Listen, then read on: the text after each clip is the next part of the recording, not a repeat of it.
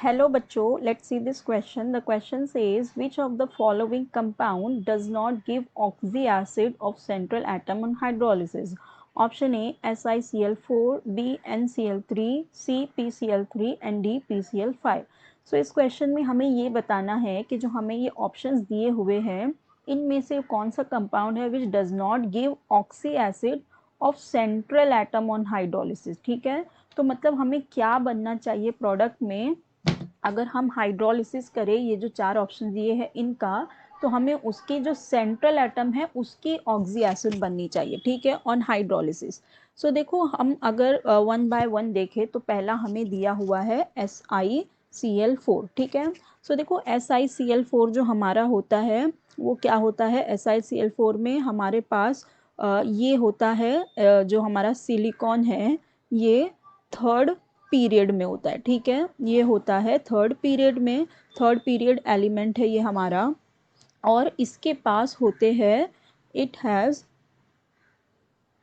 Have vacant D orbital. ठीक है, इसके पास होते हैं vacant D orbital also, so it undergoes hydrolysis. ठीक है, इसके पास हमारे पास क्या है, वैकेंट डी ऑर्बिटल है, so it will undergo hydrolysis. तो जब SiCl4 वाटर के साथ रिएक्ट करता है it will undergo hydrolysis and it gives SiOH4 and plus HCl। ठीक है, फिर अगर हम बैलेंस करें रिएक्शन को, यहाँ पे 4 हो जाएगा और यहाँ पर भी 4 होगा। सो देखो हमें यहाँ पे क्या मिल रहा है, SiOH4 मिल रहा है and SiOH4 is the oxy acid. ठीक है, ये क्या हो गया हमारा oxy acid of central atom. ठीक है, किसका ऑक्सी एसिड मिल रहा है हमें, सेंट्रल एटम का। सेंट्रल एटम हमारा यहाँ कौन है, SI है। SiCl4 में SI हमारा सेंट्रल एटम है, तो इसका मतलब हाइड्रोलिसिस होने पर हमारा ये जो OH है यहाँ पे अटैच हो गया, तो ये ऑक्सी एसिड दे रहा है। ठीक है, ऑफ सेंट्रल मेटल एटम। ये क्यों दे रहा है, बिकॉज इसका हाइड्रोलिसिस हो रहा है। उसका हाइड्रोलिसिस क्यों हो रहा है, because it have the vacant D orbital. ठीक है, तो इस केस में हो रहा है। अब बात करते हैं बी की। बी में हमारे पास क्या दिया हुआ है, बी में हमारे पास है NCl3। ठीक है, अब देखो ये जो NCl3 में हमारा सेंट्रल एटम है नाइट्रोजन, और जो हमारा नाइट्रोजन होता है ये होता है सेकेंड पीरियड में। ठीक है, नाइट्रोजन हमारा कहाँ होता है, सेकेंड पीरियड में, और जो हमारा ये सेकेंड पीरियड में है and it does not have vacant D orbital. ठीक है, नाइट्रोजन के पास वैकेंट डी ऑर्बिटल नहीं है, so it do not undergo it does not undergo hydrolysis. तो ये it does not undergo hydrolysis. Why? Because it does not have the vacant d orbital. So इसकी जो होती है हमारी ऑक्सी एसिड नहीं फॉर्म होती। Oxy acid of central atom हमें इस केस में नहीं मिलती। Central atom does not form. ठीक है, सो अगर हम NCl3 को देखें तो इस केस में हमें इसकी ऑक्सी एसिड नहीं मिलती। ठीक है, अगर हम इसका अंडरगोस इसको H2O में लेके भी जाए तो हमें कुछ और रिएक्शन मिलेगा, हमें NH3 मिलेगा instead of that oxy acid. ठीक है, तो ये हमारा एक्चुअल में हाइड्रोलिसिस इसका होता ही नहीं है।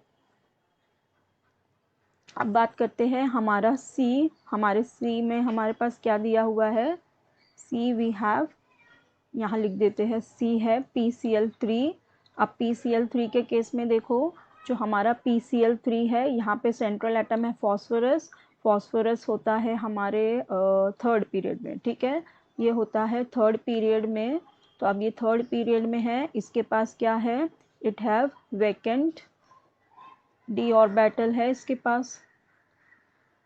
पास है वैकेंट डी ऑर्बिटल। तो जब PCl3 वाटर के साथ रिएक्ट करता है it gives H3PO3 and 3HCl form होता है। ठीक है, so that means it is giving the oxy acid. ये हमें क्या दे रहा है, ऑक्सी एसिड दे रहा है किसकी, सेंट्रल एटम की, सेंट्रल एटम है हमारा फॉस्फोरस, ठीक है, तो ये भी हमें दे रहा है।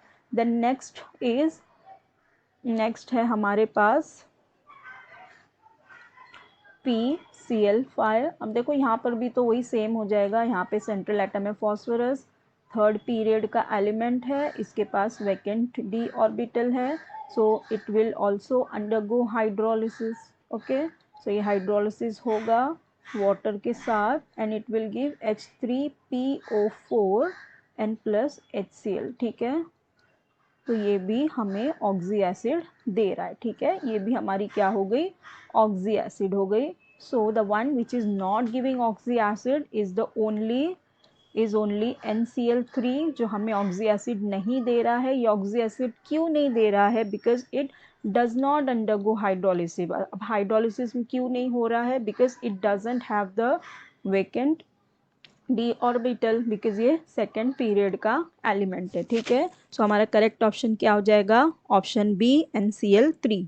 आई hope you understood it well. Best of luck. Thank you.